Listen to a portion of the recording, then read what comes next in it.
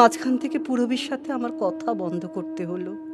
তোমার এই অভিমানের জন্য তোমাকে জীবনে কত কিছু হারাতে হলো। মালিনী, তুই ঠিক তোর মায়ের মতো কত কঠিন কথা কত সহজে বলে দিতে পারিস। জানি জানি, আজ দাদার কথা মনে পড়ছে, তাই তুমি কাজে মন বসাতে পারছো না। আমি সকালে উঠেই ওর ছবিতে মালা দিয়েছি, তোমার জন্য একটা মালা রেখে দিয়েছি। মালা কি হবে? কেন? কেন? তুই একটু আগে একটা গান গাইছিলি না, তার অন্তরাটা গাতো মা।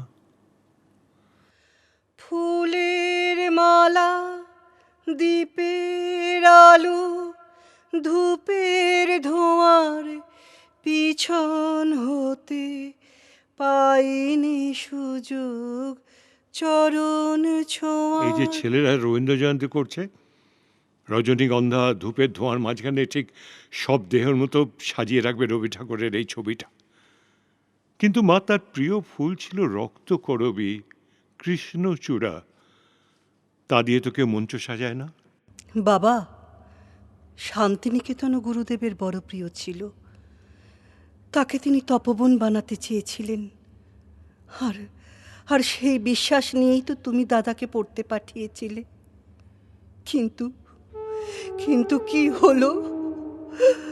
দাদা আত্মহত্যা করলো কেন?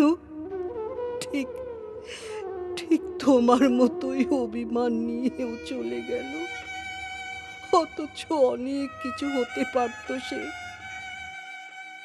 শহরের ছেলে মেয়েগুলো আমার নিরীহ ছেলেটাকে খুঁচিয়ে তুলতে কি যে আনন্দ পেত। কিন্তু তাই বলে হেরে যেতে হবে? আজকাল ওখানে পয়সাওয়ালা ঘরের ছেলে মেয়েরাই পড়তে যায়, কিন্তু ও তো ওদের চেয়ে কোনো অংশে কম ছিল না।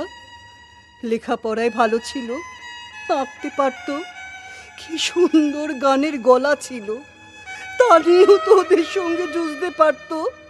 তা না, বোকা কোথাকার। কাঁদিস না মালিনী, ওর শেষ চিঠিটা নিয়ে আয়। ওর ছবির সামনে বসে আমরা দুজনে মিলে পড়ি। এই নাও। এখানে আমাকে তুমি কিসের দীক্ষায় রেখে গেছো? এ কোন জগৎ আজ গড়ে দিতে চাও চারিদিকে? এ তো আমাদের কোনো যোগ্য ভূমি নয়। এর গায়ে সোনার ঝলক দেখে আমাদের চোখ যাবে পুড়ে।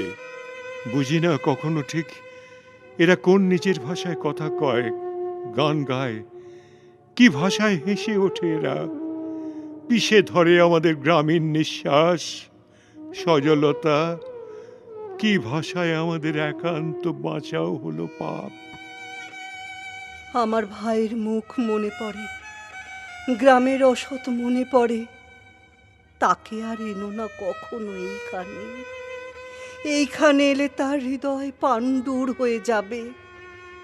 এইখানে এলে তার বিশ্বাস বধির হয়ে যাবে। বুকের ভিতরে শুধু ক্ষত দেবে রাত্রি খোয়াই। আমার পৃথিবী নয় এইসব ছাতিম শিরিষ, সব ফেলে যাব বলে প্রস্তুত হয়েছি। শুধু যেন আমার বিশ্বাস আজও কিছু বেঁচে আছে। তাই হব 25শে বৈশাখ কিংবা 22শে শ্রাবণে আত্মঘাতী।